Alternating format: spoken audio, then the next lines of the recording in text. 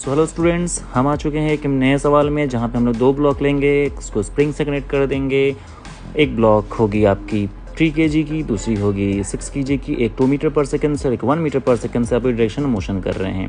सबसे पहले हम क्या करेंगे, इन दोनों सिस्टम का सेंटर ऑफ मास का स्पीड निकालेंगे। जो निकालेंगे तो निकल के आएगा 26 - 3 × 1/9 = 1 मीटर पर सेकंड, राइट। 1 मीटर पर सेकंड हो गया सेंटर ऑफ मास का स्पीड। अगर कोई ग्राउंड ऑब्जर्वर है तो उसको ये नजर आएगा कि पूरी की सिस्टम जो है वो 1 मीटर पर सेकंड से राइट में मूव कर रही है, राइट। लेकिन अगर ये सेम सवाल को अगर कोई सेंटर ऑफ मास फ्रेम में बनाया, सेंटर ऑफ मास फ्रेम की गाड़ी बनाते हैं, उसका स्पीड 1 मीटर पर सेकंड रख देते हैं, उस पर बैठ जाते हैं जाके। अब वहाँ से बैठकर हम ये सिचुएशन को देखें तो हमें जो 3 kg की ब्लॉक है वो नज़र आएगी कि वो जा रही है 2 मीटर पर सेकंड से लेफ्ट में, और जो 6 kg की ब्लॉक है वो नज़र आएगी वो जा रही है राइट में 1 मीटर पर सेकंड से। और जो सेंटर ऑफ मास है वो रेस्ट में है, क्योंकि हम खुद सेंटर ऑफ मास पे बैठे हुए हैं। तो हमें लगेगा ये दोनों ब्लॉक जो है वो ऑसिलेशन कर रही है अबाउट सेंटर ऑफ मास, कभी दूर जा रही है कभी पास आ रही है। अभी जो जिस पोजीशन पे है वो उसकी मीन पोजीशन है, जब एक्सट्रीम पे जाएगी तो स्पीड 0 हो जाएगा और फिर ये यू टर्न लेके वापस मीन को क्रॉस करेगी। तो इसका मतलब मीन को वो मल्टीपल टाइम क्रॉस कर रही है क्योंकि वो ऑसिलेशन कर रही है। सिमिलरली जो सेकंड नंबर ब्लॉक है 6 kg का, वो भी सेम अभी मीन पोजीशन पे है। जब वो एक्सट्रीम पे जाएगा तो स्पीड 0 हो जाएगा, फिर वहाँ से यू टर्न लेके फिर से वो मीन को क्रॉस करेगा। इसका मतलब ये हुआ कि ये ब्लॉक हमेशा मीन को 2 डायरेक्शन में क्रॉस कर रही है।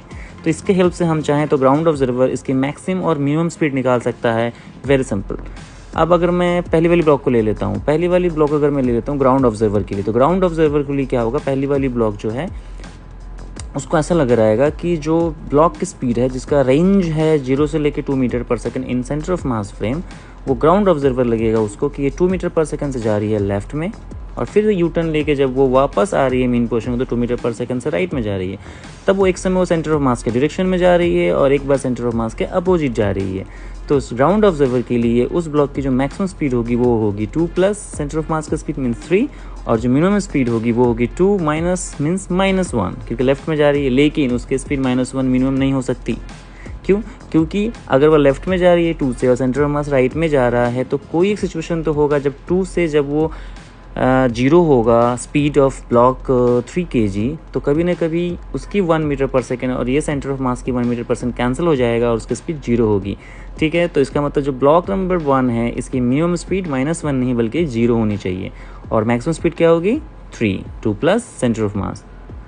सिमिलरली अगर मैं सेकंड ब्लॉक की बात करूँ 6 kg, जो उसकी जो रफ्तार है वो है 1 मीटर पर सेकंड राइट में, लेकिन फिर वो यू टर्न लेके जब वापस लेफ्ट में मूव करेगी, मीन पोजीशन क्रॉस करेगी, तो एक टाइम वो सेंटर ऑफ मास के अपोजिट जा रही है और एक बार सेंटर ऑफ मास से सब उसके डायरेक्शन में जा रही है। तो अगर हम दोनों कनेक्ट कर देंगे तो हमें इसकी रफ्तार निकल के आ जाएगी, एक बार 1 + 1 और एक बार 1 - 1, तो एक 0 और एक 2। इसका मतलब हुआ कि हमें ग्राउंड ऑब्जर्वर के लिए ये दोनों ब्लॉक की जो स्पीड है वो कभी मैक्सिमम और कभी मिनिमम होगी।